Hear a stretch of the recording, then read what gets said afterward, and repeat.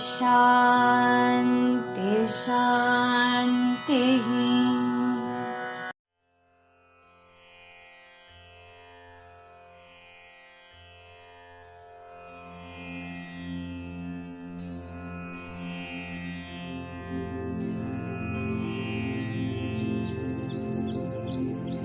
ईश्वराम्बा सुत श्रीमन् पूर्वा संध्या प्रवर्तते उत्तिष्ठ सत्यसाईशा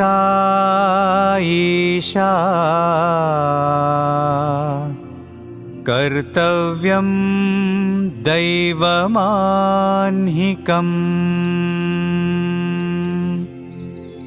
उत्तिष्ठोत्तिष्ठ पर्तीश उत्तिष्ठ जगतीपते उत्तिष्ठ करुणापूर्ण लोकमङ्गलसिद्धये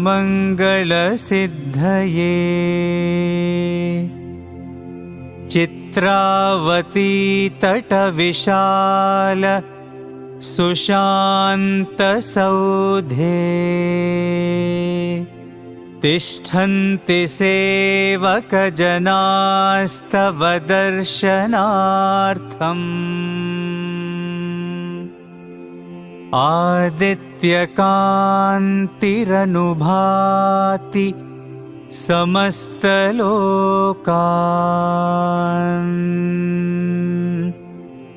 श्री सत्यसाई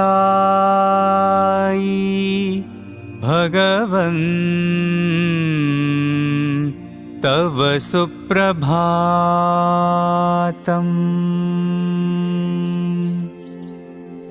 त्वन्नामकीर्तनरतास्तव दिव्यनामा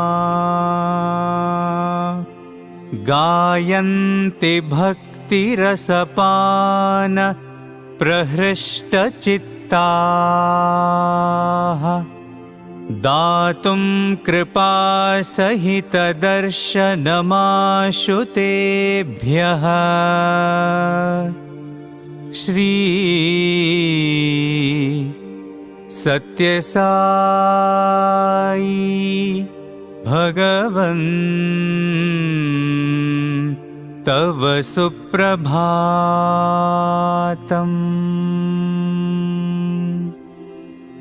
आदाय दिव्यकुसुमानि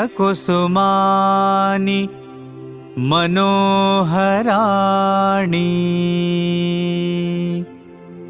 श्रीपादपूजनविधिं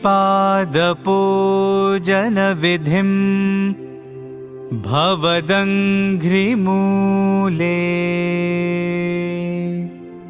कर्तुं महोत्सुकतया प्रविशन्ति भक्ताः श्री सत्यसाई भगवन् तव सुप्रभातम्।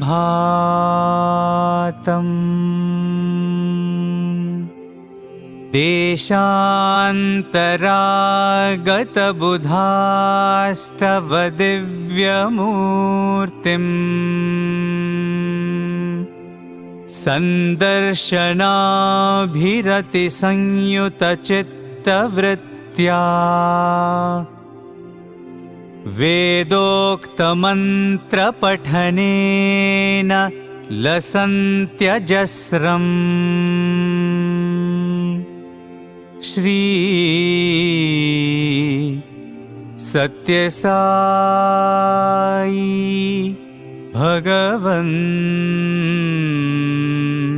तव सुप्रभातम्।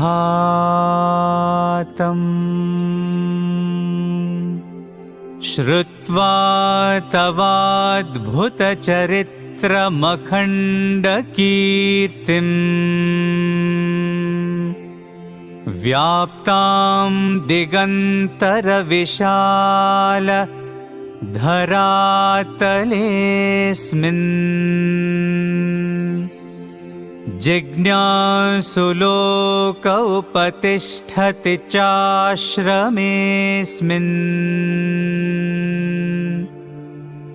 श्री सत्यसाई भगवन् तव सुप्रभातम्।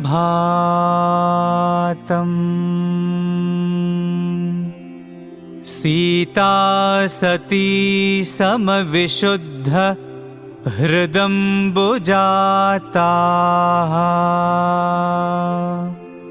बह्वङ्गनाः करगृहीत सुपुष्पहाराः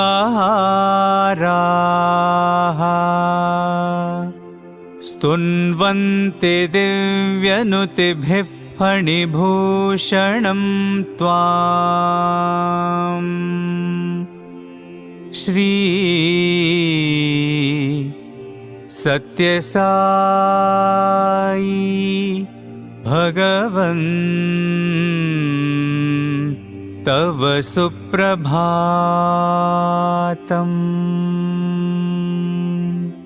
सुप्रभातमिदं पुण्यं ये पठन्ति दिने दिने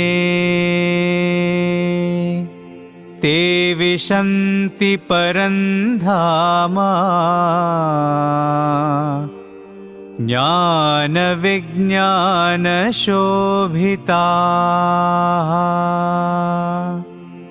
मङ्गलं गुरुदेवाय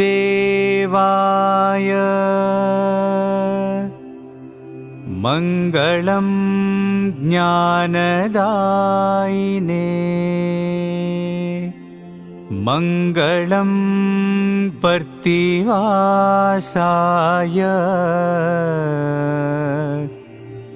मङ्गलं सत्यसायिने।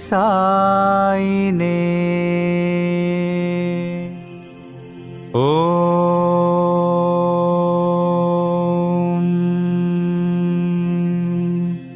शान्ति शान्ति शान्तिः।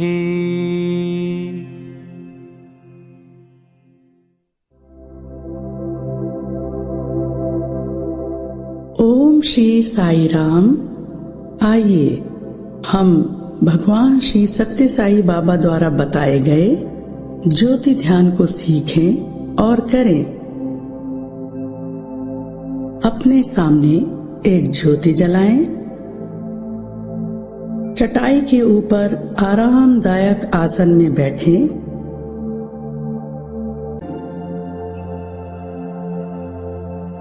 अब रीढ़ की हड्डी को सीधा करें।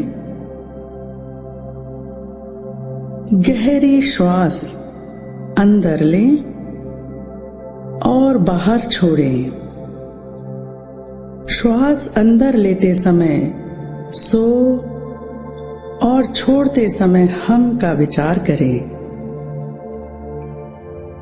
सो हम अर्थात मैं वही हूँ, अर्थात मैं ईश्वर हूँ।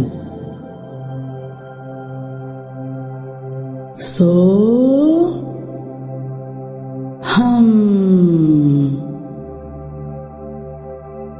सो हम,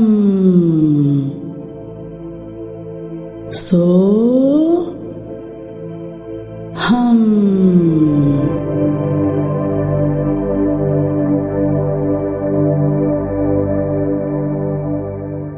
ऐसा करते चलें। अब आंखें बंद करें और 3 बार ओमकार का उच्चारण करें।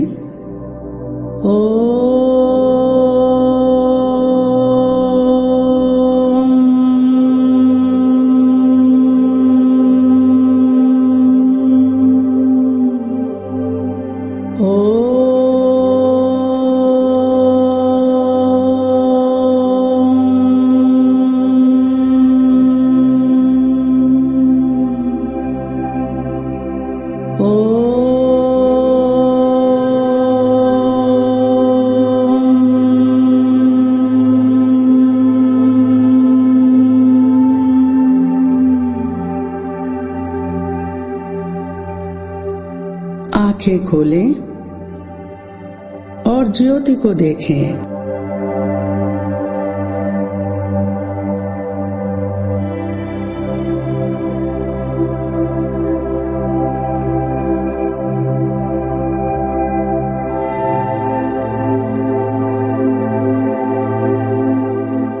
आंख बंद करें और ज्योति को दोनों भौं के बीच में देखें और विचार करें, हे भगवान, आप ज्योति स्वरूप हैं।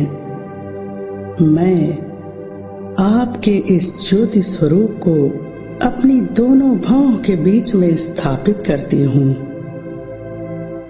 आपसे प्रार्थना है, यह ज्योति मेरे तन, मन और बुद्धि को शुद्ध और पवित्र करे, मुझे एक अच्छा प्राणी बनाए। ज्योति धीरे धीरे गले के अंदर से नीचे की ओर उतरते हुए हृदय चक्र में आ गई। यहाँ हल्के गुलाबी रंग का एक सुप्त कमल है। ज्योति उस बंद कमल के अग्रभाग से भीतर की ओर प्रविष्ट हो रही है। ज्योति से उस बंद कमल की पंखुड़ियां एक एक करके खुल रही हैं। अब पूरा कमल खिल उठा। ज्योति कमल के बीचों बीच पीले पराग कोश में चमचमा रही है। यहीं पर ईश्वर प्रेम रूप में निवास करते हैं। वह ईश्वर का कोई भी पसंदीदा मुदित स्वरूप हो सकता है जिसकी हम पूजा करते हैं। मेरे लिए तो वो सत्य साई है।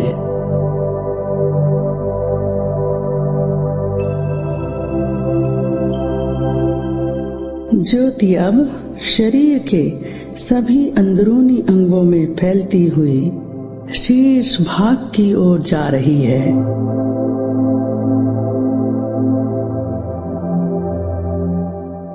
ज्योति दाईं आंख और अब बाईं आंख को प्रकाशित और पवित्र कर रही है। आंखें अब सभी में अच्छा ही देखेंगी।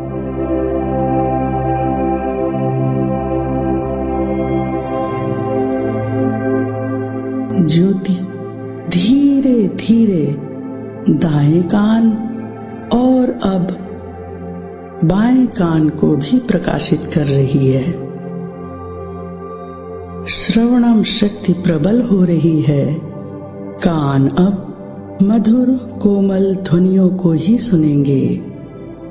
ईश्वर की महिमा के गीतों को सुनेंगे।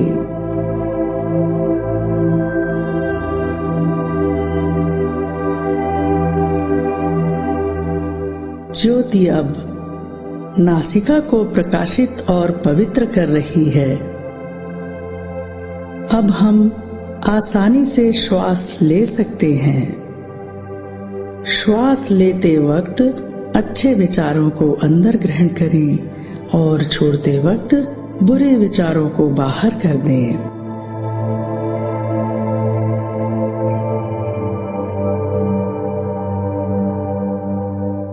ज्योति मुख और जिह्वा को पवित्र कर रही है।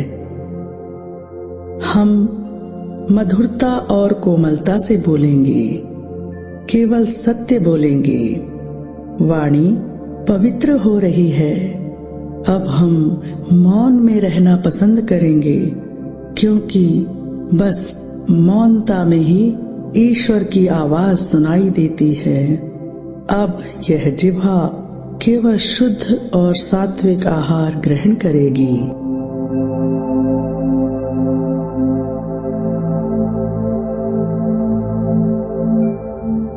ज्योति अब मस्तक की ओर जाकर पूरे सिर को अंदर से प्रकाशित कर रही है। अब मस्तिष्क के अंदर व्याप्त अंधकार और अज्ञानता का नाश हो रहा है। मन पवित्र और शांत हो गया है।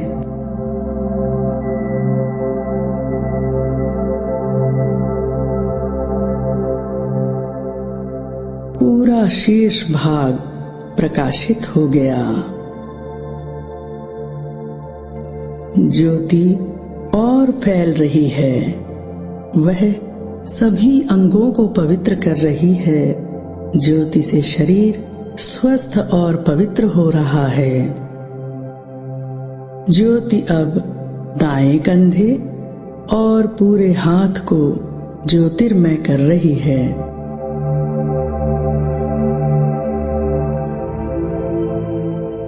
अब वह बाएं कंधे और हाथ को प्रकाशित कर रही है। हाथ अब केवल अच्छे कार्य ही करेंगे, जरूरतमंदों की सेवा करेंगे। ज्योति अब फैलते हुए नीचे की ओर जा रही है। ज्योति दोनों पैरों में फैल रही है। अब ये दोनों पैर दिव्य ज्योति से चमक उठे हैं। वे पवित्र जगहों की ओर ही ले जाएंगे।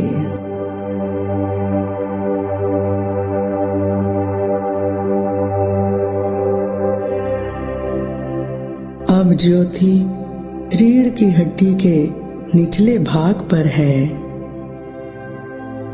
ऊपर की ओर बढ़ते हुए यह पूरे पीठ के भाग को पवित्र कर रही है। पीठ दिव्य ज्योति से प्रकाशित हो गई। ज्योति अब गर्दन से होते हुए सिर में प्रवेश कर रही है। वह सिर के शीर्ष में फैल रही है। यहाँ मुकुट चक्र है जिसमें कमल की 1000 पंखुड़ियां हैं। ज्योति के स्पर्श से यह सहस्त्रदल कमल खिल गया है और जगमगाने लगा है। मानो शरीर ने यह सहस्त्रदल मुकुट धारण कर लिया हो।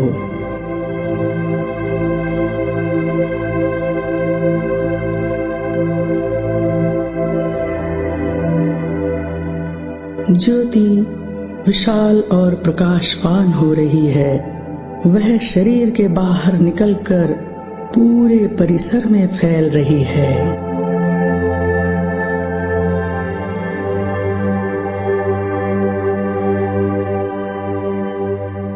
ज्योति प्रेम युक्त होकर सभी परिवारजन, सगे संबंधी, पूर्वज, पालतू पशु पक्षी, मित्र और जिन्हें हम अपना शत्रु मानते हैं उनमें भी फैल रही है।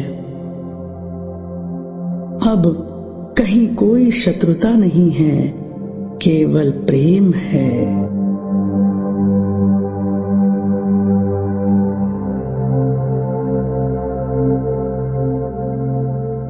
निरंतर विशाल होती हुई ज्योति अब पूरे शहर, पूरे देश और पृथ्वी माँ को ज्योतिर्मय कर रही है।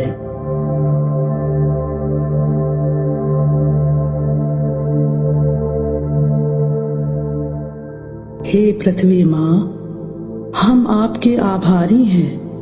न जाने कितने जन्मों से आपने हमारा पोषण किया है।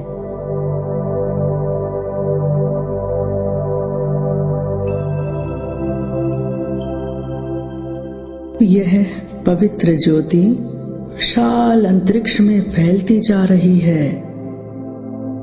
सभी जगह प्रकाश है।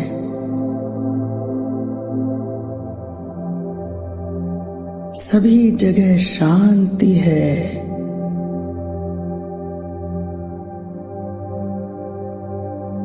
सभी जगह प्रेम है।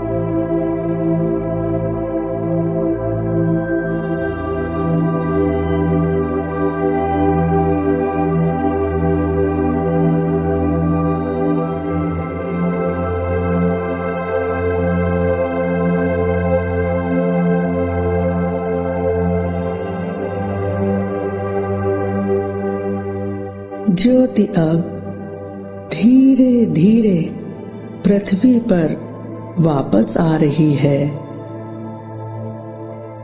अब देश में आ गई, अब शहर में और इस परिसर में आ गई। ज्योति अब ठीक सिर के ऊपर आ गई है। अब ज्योति धीरे धीरे सिर के अंदर से होती हुई हृदय चक्र में आ गई। पवित्र ज्योति हमारे हृदय में स्थापित हो गई है।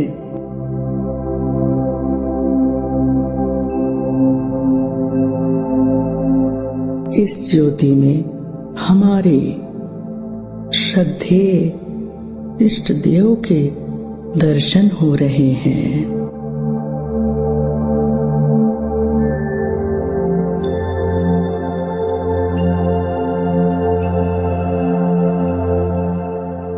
मैं प्रकाश हूँ।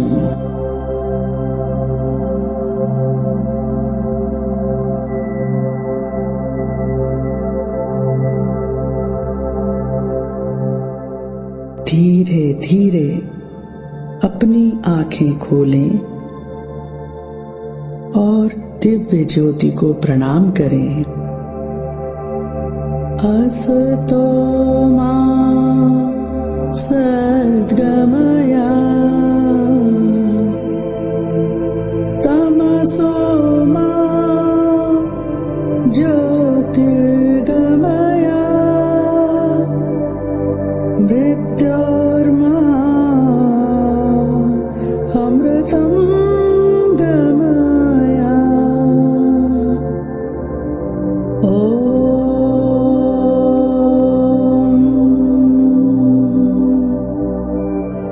शांति शांति शांति।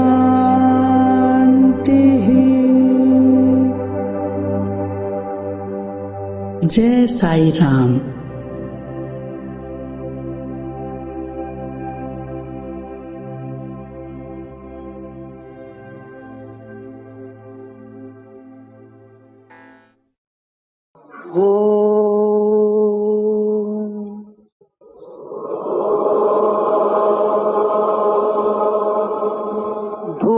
भूर्भुवस्सुवः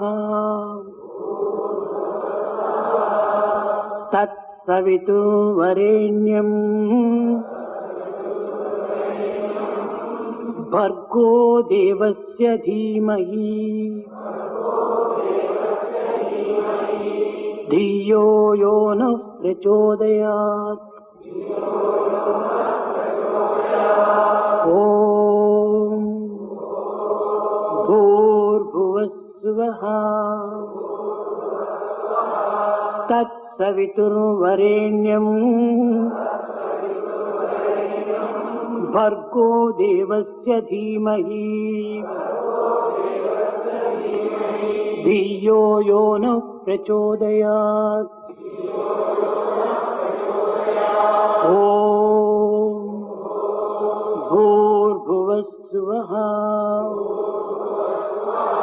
तत्सवितुर्वरेण्यं भर्गो देवस्य धीमहि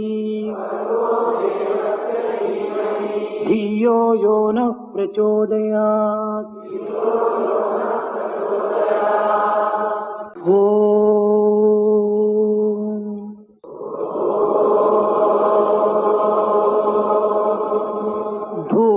भूर्भुवस्सुवः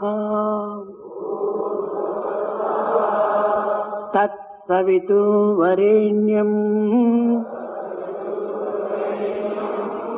भर्गो देवस्य धीमहि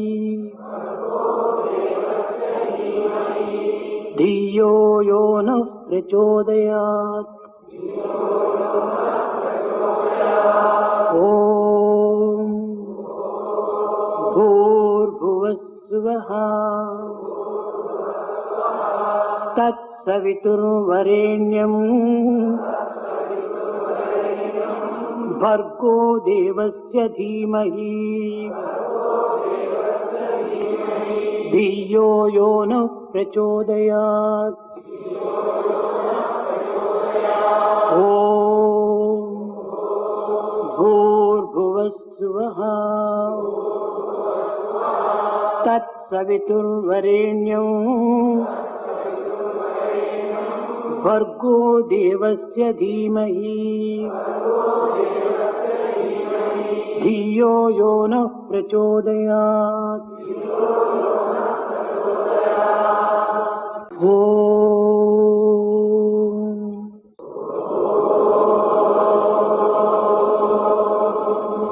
भूर्भुवस्सुवः तत्सवितुर्वरेण्यं भर्गो देवस्य धीमहि धियो यो नः प्रचोदयात्। ॐ भूर्भुवस्सुवः तत्सवितुर्वरेण्यं भर्गो देवस्य धीमहि धियो यो नः प्रचोदयात्। ॐ भूर्भुवस्सुवः तत्सवितुर्वरेण्यं भर्गो देवस्य धीमहि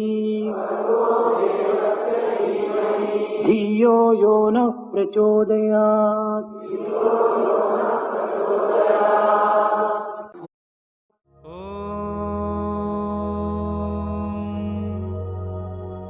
शांति शांति शांति।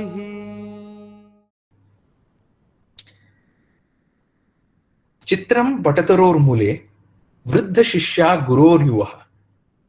उस दृश्य में शिष्य इतने वृद्ध क्यों हैं और गुरु युवक क्यों है। स्वामी ने कई बार कहा है कि मैं नित्य नूतन हूं, अजन्मा हूं, देश काल और परिस्थिति में बदलता नहीं हूं। मैं तब भी था, अब भी हूं, कल भी रहूंगा। बाकी सब जो आते जाते हैं वो तो उन मेघों के समान है जो आसमान में मंडराते रहते हैं। मैं शाश्वत सत्य हूं। परंतु इस बात को हम समझे कैसे। एक और गुरु सत्य जो कि कभी बूढ़ा नहीं होता, इसीलिए वो उसे दर्शाने के लिए एक युवक की भांति हैं, और शिष्य जिनमें अज्ञान भरा हुआ है, अज्ञान वयोवृद्ध रूप में होता है, बहुत ही बूढ़े स्वरूप में होता है।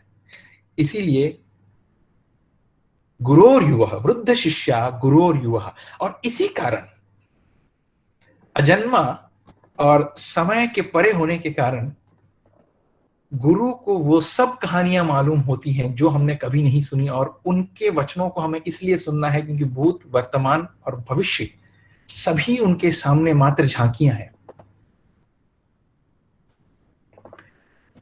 एक छोटा सा दृष्टांत। एक सांप को मैंने झाड़ियों में रोड क्रॉस करते हुए झाड़ियों में एक चूहे के पीछे भागते हुए देखा। एक सांप चूहे के पीछे झाड़ियों में भागता है। इस दृश्य को एक कुत्ता रोड के किनारे में खड़े होकर देखता है। चूहे को यह नहीं मालूम था कि सांप उसके पीछे था। सांप को यह नहीं मालूम था कि कुत्ता उसे देख रहा था। इन सभी को दृष्टिगोचर होते हुए पेड़ के ऊपर एक कौवा था जो इस पूरे दृश्य को देख रहा था। कुत्ते को यह नहीं मालूम था कि कौवा उसे देख रहा था, सांप को चूहे के पीछे भागते हुए। इस सभी दृश्य को मैं देख रहा था अपने 9वें मंजिले घर से, और मुझे ऐसा लग रहा था कि मैं सबसे बड़ा दृष्टा हूं। मैं उस कौवे को देख रहा था, कौवा उस कुत्ते को देख रहा था, कुत्ता सांप को चूहे के पीछे जाता हुआ देख रहा था। सांप के पास एक कहानी थी, चूहा तो अनभिज्ञ था।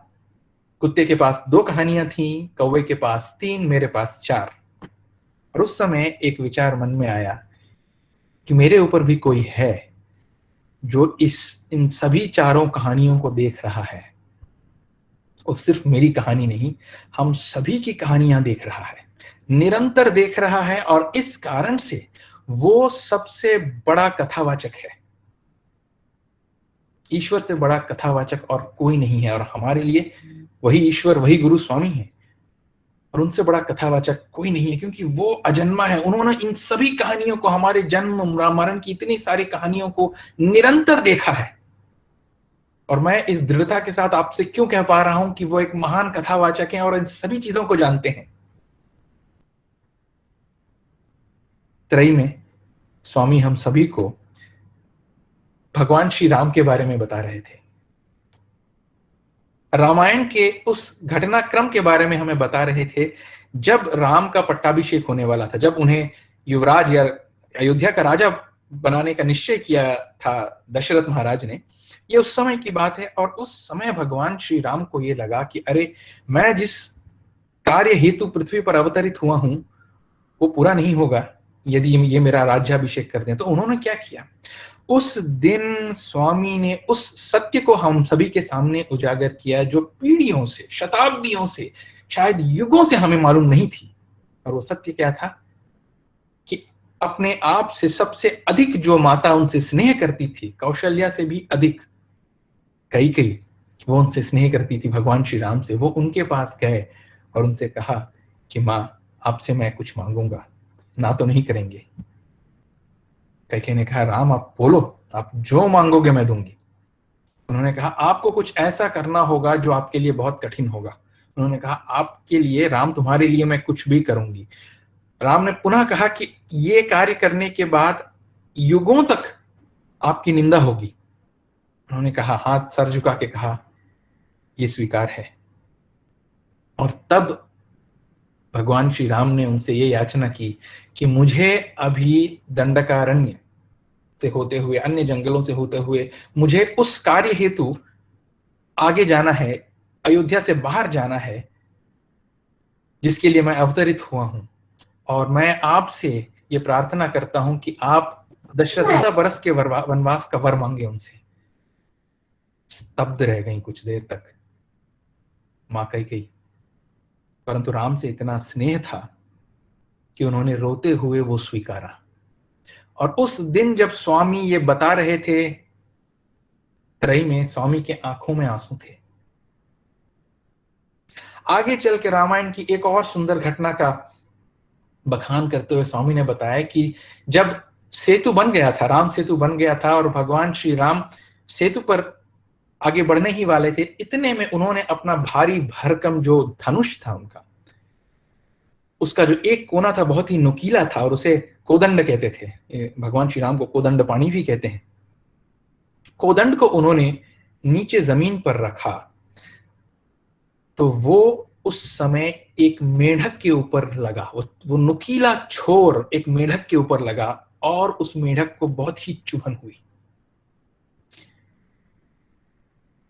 प्रायः हमारे साथ ऐसा होता है कि हम बहुत ही कठिन और विषम परिस्थितियों से अपने जीवन में गुजर रहे होते हैं, और उस समय ऐसा लगता है कि स्वामी, क्या आप नहीं देख रहे हैं हमारे साथ क्या घटित हो रहा है?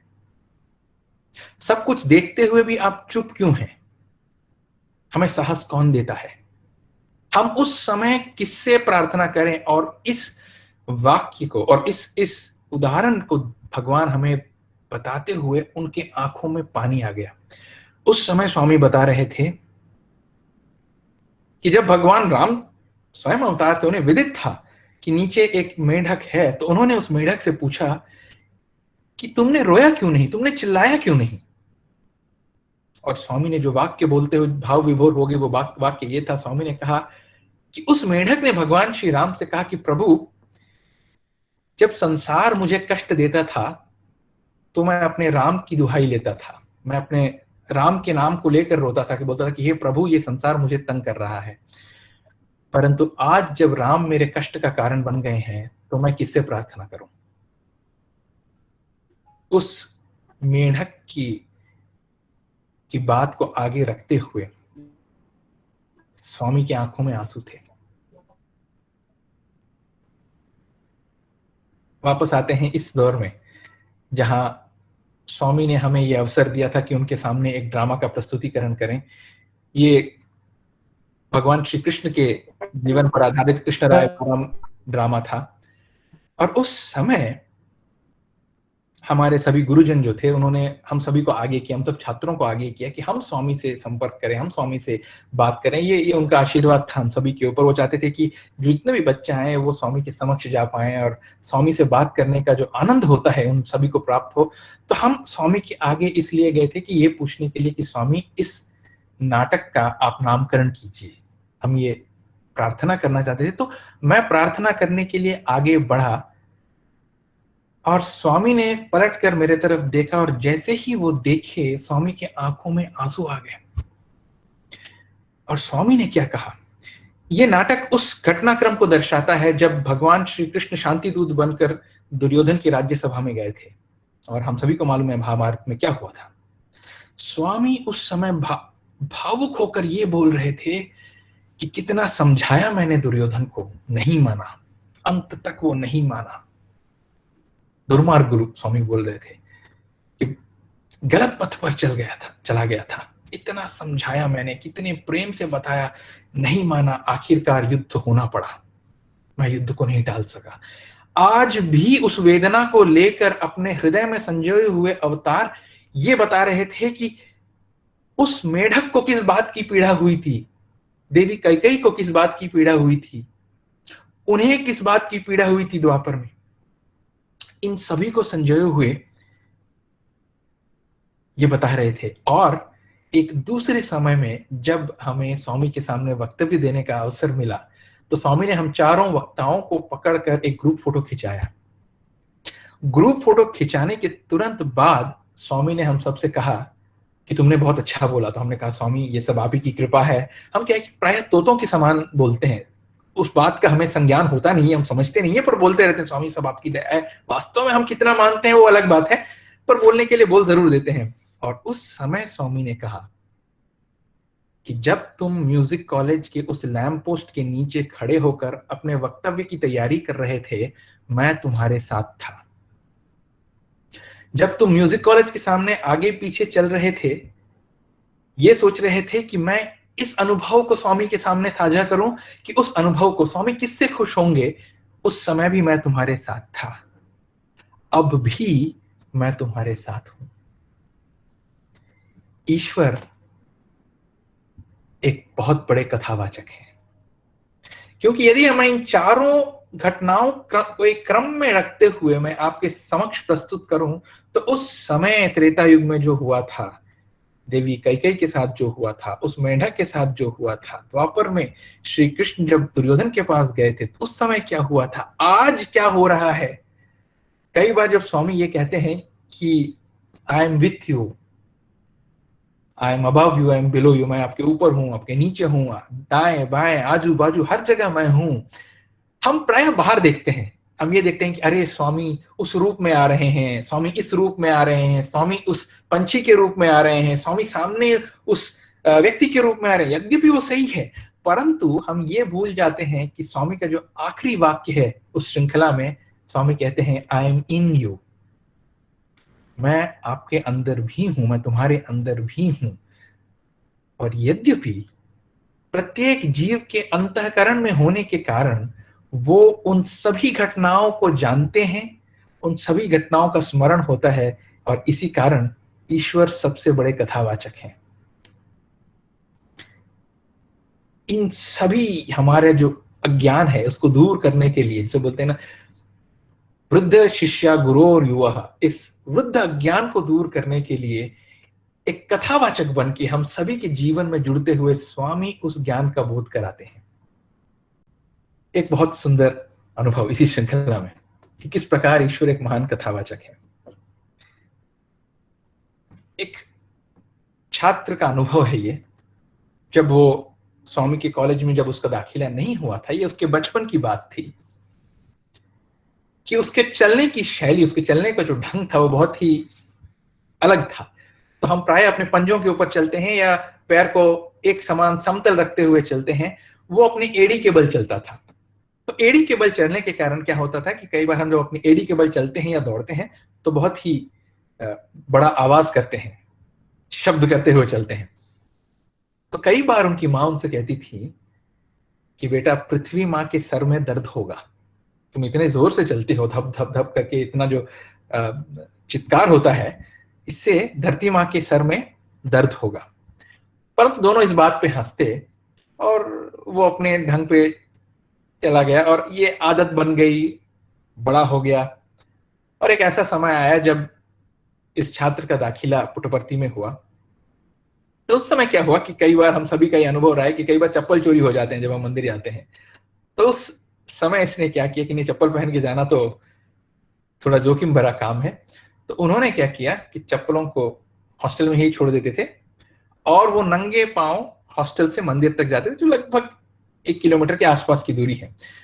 तो अब नंगे पांव चलने के कारण एक तो एड़ी के बल चलते थे, ऊपर से नंगे पांव, और उस समय क्या होता है कि स्वामी के हम सबसे आगे जाके बैठे हैं, हमें फर्स्ट लाइन मिले करके वो थोड़े जोर से चलना उन्होंने प्रारंभ किया। तो एड़ी के पास का जो चमड़ा था उनका काफी सख्त हो गया था और इसके कारण वो जो पहले ही इतना आवाज करते थे, आवाज और जोर से होने लगा।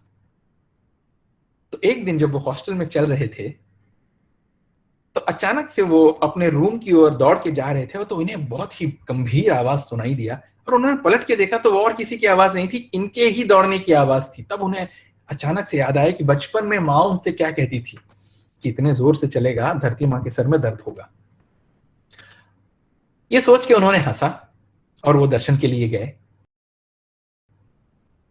उस दिन स्वामी ने कुछ छात्रों को चुना, इंटरव्यू रूम में बुलाया क्योंकि प्रसाद वितरण करना था। तो जो प्रसाद की जो टोकरियां थी वो इंटरव्यू रूम में थी और स्वामी चाहते थे कि वो एक एक टोकरी लेके छात्र जाएं और भक्तों में और बाकी छात्रों में उस प्रसाद का वितरण करें।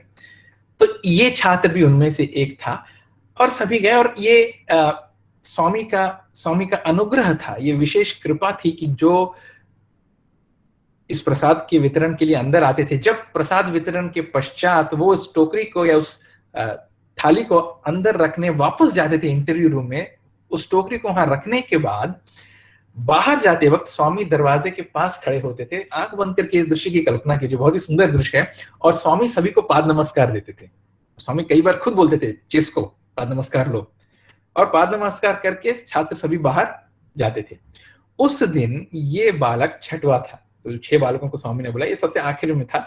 और ये जब बाहर जाने ही वाला था उससे पहले स्वामी के पाद नमस्कार के लिए झुका। स्वामी ने हल्के से उसके सर पर मारा और कहा, मां के सर में दर्द हो रहा है। और इसे अचानक से लगा कि अरे, मेरी मां के सर में दर्द हुआ, मां ने आज सुबह ही बात किया फोन में, मां ने कुछ बताया नहीं, शायद मां ने स्वामी के सामने प्रार्थना की होगी। तो तुरंत स्वामी ने उस संदेह का निवारण करते हुए कहा, तू ऐसे ऐसे चलता है ना एड़ी के बल, धरती मां के सर में दर्द हो रहा है, मां ने आज बताया मुझे। ये एक छोटी सी घटना कब कहां की है आंध्रा के किसी गांव में, किसी एक घर में कोई मां अपने बेटे से कहती है कि एड़ी के बल मत चल, आवाज आता है जिसके कारण धरती मां के सर में दर्द होगा।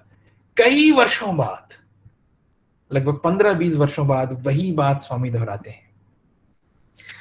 स्वामी नित्य नूतन इसलिए हैं क्योंकि हमें शायद 1 सेकंड से कम का संज्ञान होता भी नहीं है। स्वामी हर उस सबसे समय के छोटे से पहलू में बसे हुए हैं जिसका हम संज्ञान भी नहीं कर सकते, और फिर भी वो नित्य नूतन है। समय की सभी सीमाओं को पार करते हुए भी ज्ञान के स्वरूप होने के कारण वो वृद्ध नहीं है, वृद्ध अज्ञान है, हम हैं जिनमें अज्ञान भरा हुआ है। और इसी कारण से इस वाक्य का वृद्ध शिष्या गुरु और युवा का अर्थ यही है कि नित्य नूतन स्वामी हमारे अंदर के उस वयोवृद्ध ज्ञान को दूर करने के लिए हर एक क्षण में बसते होने के कारण उन पाठों को हम तक पहुंचाते हैं। गुरुवर नाम पावन नाम,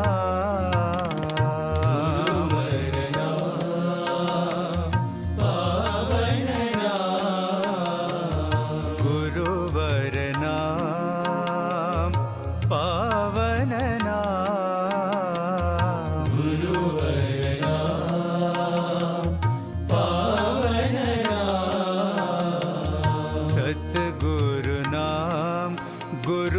नानक नाम।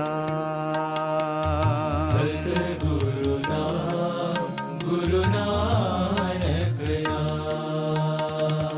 सतगुरु नाम गुरु नानक नाम। सतगुरु नाम गुरु नानक नाम। गुरुवर नाम पावन नाम।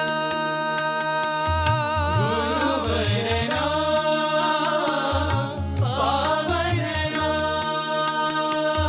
गुरुवर नाम पावन नाम। गुरुवर नाम पावन नाम। सद्गुरु साई बाबा नाम।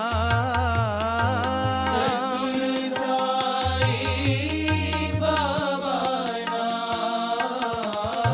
सद्गुरु साई बाबा नाम। सतगुरु साई बाबा नाम। गुरुवर नाम पावन नाम। गुरुवर नाम पावन नाम। सतगुरु नाम गुरु नानक नाम। सतगुरु नाम गुरु नानक नाम। गुरुवर नाम पावन नाम। गुरुवर नाम पावन नाम। सद्गुरु साई बाबा नाम। सतगुरु साई बाबा नाम। सद्गुरु साई बाबा नाम। सतगुरु साई बाबा नाम। जय गुरु सद्गुरु नानक नाम। जय बोलो साई बाबा नाम। जय गुरु सतगुरु नानक नाम। जय बोलो साई बाबा नाम। जय गुरु सद्गुरु नानक नाम। जय बोलो साई बाबा नाम। जय गुरु सतगुरु नानक नाम। जय बोलो साई बाबा नाम। जय बोलो साई बाबा नाम। जय बोलो साई बाबा नाम। जय बोलो साई बाबा नाम। जय बोलो साई बाबा नाम। जय गुरु सद्गुरु नानक नाम। जय बोलो साई बाबा नाम। जय गुरु सतगुरु नानक नाम। जय बोलो साई बाबा नाम। जय गुरु सद्गुरु नानक नाम। जय बोलो साई बाबा नाम। जय गुरु सतगुरु नानक नाम। जय बोलो साई बाबा नाम। गुरुवर नाम पावन नाम।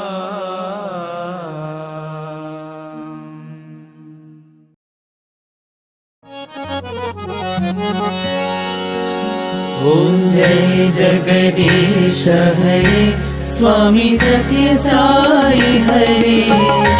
भक्त जना संरक्षक भक्त जना संरक्षक पति महेश्वरा।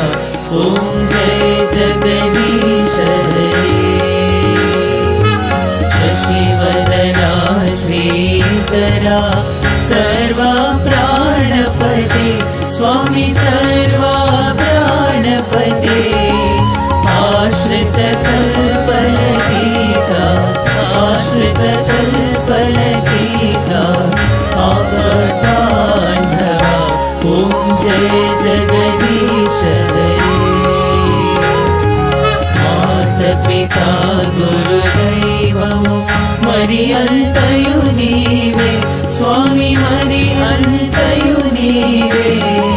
नाद ब्रह्म जगन्नाथ नाद ब्रह्म जगन्नाथ नागेन्द्रशयन। ओम जय जगदीश हरे। ओंकार रूप ओजस्वी हो साई महादेवा। सत्य साई महादेवा।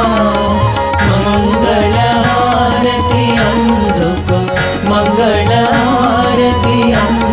को मंगल गिरिधारी ओम जय जगदीश हरे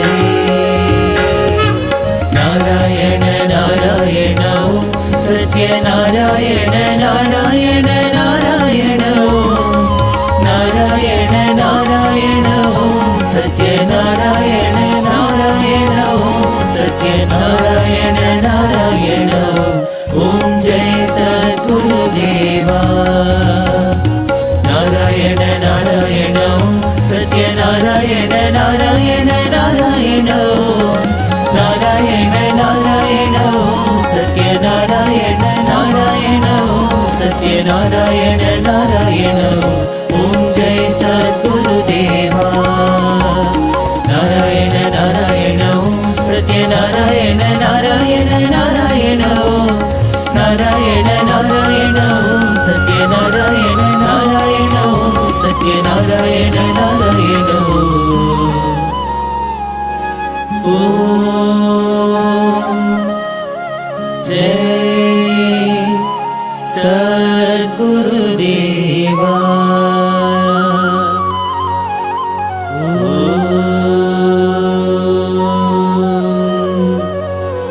शांति शांति शांति समस्त लोकाः सुखिनो भवन्तु समस्त लोकाः सुखिनो भवन्तु समस्त लोकाः सुखिनो भवन्तु। ॐ